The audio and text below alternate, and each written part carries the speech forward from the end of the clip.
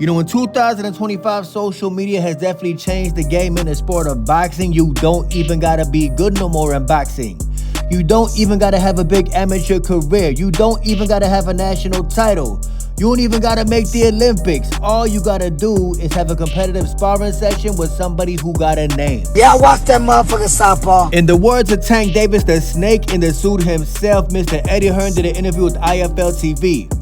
Giorgio Visoli is Eddie Hearn's next fighter. Why is this man popular? Let me tell ya. The man thought it was a good idea to glorify a sparring session with Mayweather Promotions' very own Curmel Moton. On that spot, smash it on that spot. He smashed Curmel Moton to pieces, huh? I highly doubt that. Look at Giorgio's face. You know Eddie Hearn is lying by the looks on Giorgio's face. Just because somebody do good in sparring does not mean they are a top tier fighter. Let's just say Mr. Giorgio did do good against Curmel Moton. What does it mean? It is sparring. It means absolutely nothing. You got 16-ounce gloves and headgear on. I think that people glorify sparring sessions way too much. I think that people glorify sparring with 16-ounce gloves and headgear on as if it's a real fight. People look at sparring as actual fights. I think it's highly disrespectful. Sparring is supposed to stay in the gym. Curmel Moton responded back to Eddie Hearn by saying, buddy definitely ain't smashed nothing, but you can hype your boy up off a sparring session with me. If you're really trying to test his level where it counts, you know where to find me at. Man, Southpaw TV keep it trill, man, for real. You wanna know what's crazy? Eddie Hearn is gonna pretend he did not see Curmel Moton's message. So all that trash talking off hyping up a sparring session, but when Curmel Moton called the man out, nothing ever gonna happen. Eddie Hearn looking like a whole weirdo right now. You're lame as fuck. And while Canelo was in that gym with Jaime Munguia, his former opponent, chit-chatting inside that gym, Mr. William Skull, Canelo opponent, is staying in shape for May 3rd. Say what you want about William Skull. The man is a Cuban fighter. Everybody know the Cuban style of boxing is one of the best styles on the planet. Cuban boxing got more gold medals than boxers from Mexico. I don't care what y'all say, the facts are the facts. Cuban got more gold medals than the country of Mexico. It is what it is. Am I saying that William Skull was gonna beat Canelo? Absolutely not. All Canelo gotta do is survive 12 rounds and them scorecards gonna be in his favor. But let's just hope it's a competitive fight. William Skull is definitely in shape. This one nigga named Southpaw TV. And Edgar Berlanga post on IG, give him a show, Edgar Berlanga. The man will be taking on Hamza Shiraz, the very lost individual Turkey Alashiki fighter. But take a look at who the co-main event is. Shakur Stevenson versus William Zepeda, meaning Shakur Stevenson still ain't headline a pay-per-view event. Shakur Stevenson is not a pay-per-view attraction. The man will never headline a pay-per-view in my opinion. It seems like whenever Shakur Stevenson is in his feelings, he starts posting on fanboys on his Instagram to make himself feel better. Whenever these fighters' confidence is down, all they gotta do is post up posts from fanboys to build their confidence. For example, Shakur Stevenson posts of this man, the king of the underbites, Mr. Thrill Boxing on Instagram, talking about, I don't like how they've been playing with Shakur Stevenson, but July 12th, I bet he will show he a pay-per-view fighter. Ayo, Mr. Underbite, Thrill Boxing, king of the underbites. Don't you think that Shakur Stevenson would have already been on pay-per-view if he was pay-per-view worthy? Ryan Garcia, even Devin Haney, Javante Davis all been on pay-per-view. Shakur is the only man who hasn't. I bet you Mr. Underbite gonna be happy as hell that I mentioned him on my channel. He finna be like, damn, Southpaw TV mentioned me. I gotta go make a clapback video. Fun fact, I would never respond back to you, just know that.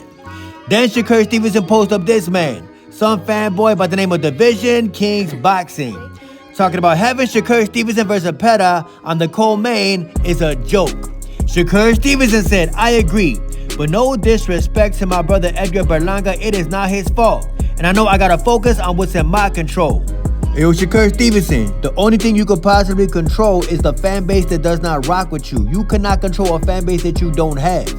You cannot control the fact that you will never be on pay-per-view. You cannot control the fact that you never grew up in the street, you grew up in a boxing gym. There is nothing hood about you. That's what you can't control. Trust and believe. And did y'all ever notice that Devin Haney walk around with a photographer? Every 5 seconds, Devin Haney tells his photographer, take a picture of me and post it on Instagram. Devin Haney clearly been putting on weight. Devin Haney clearly been putting on muscle. But one thing that it looks like Devin Haney is not working on is that neck. Every great fighter in America, every great fighter in history always do neck weights. Floyd Mayweather, Canelo Alvarez, and Mike Tyson all work out their neck so they could absorb punches better. Judging by the looks of this picture, Devin Haney clearly is missing neck day. Ayo, Devin Haney, do not forget to do that neck weight, bro. Don't forget to work out that neck, because in your next fight, you might be looking like this again. Trust and believe. I don't think Devin Haney cared though. Speaking of Devin Haney, Showbiz the adult did an interview with Teofimo Lopez.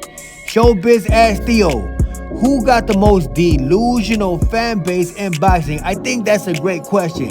It's a whole lot of fanboys in boxing, but there is one specific fan base who refuses to accept the truth. There is one specific fan base who clearly is the most delusional. Delusional fan base. Devin Haney's. The Haney fan base is crazy talk. I'm gonna have to agree with that. Nobody is more delusional than the Haney fan base, but I doubt that Devin Haney got any fans left. 90% of boxing fans are not rocking with Devin Haney no more ever since that lawsuit. 90% of boxing fans know damn well what happened. April 20th, 2024. Devin Haney's fan base, all 50 y'all, are the most delusional in the sport of boxing. Y'all think that Devin is some type of great fighter. Y'all believe that Ryan Garcia actually took steroids in order to beat Devin. Y'all think Devin got power. Y'all believe Devin is likable. Y'all believe Devin is some type of tough. Y'all actually think that Devin Haney could beat Gervonta Tank Davis. Y'all are crazy as hell, and Teofimo Lopez is right. I never been overmatched like that. There is not a single fan base in the history of boxing, not just boxing, but all of sports, that is more delusional than the Devin Haney fan base. Every single one of y'all, every single YouTube channel, every single Twitter page, every single media outlet who rock with Devin, clearly y'all are the most delusional people on the face of the earth. Devin is not a great fighter. Devin is what you call constructed greatness, manufactured greatness. Devin beat one man to become champion at 135, George Kambosos. Devin stole a belt from Lil Regis, then got dog walked by Ryan Garcia. Devin is not a great fighter. Y'all Jesus win all the time. Y'all Jesus win all the time. Y'all Jesus win all the time.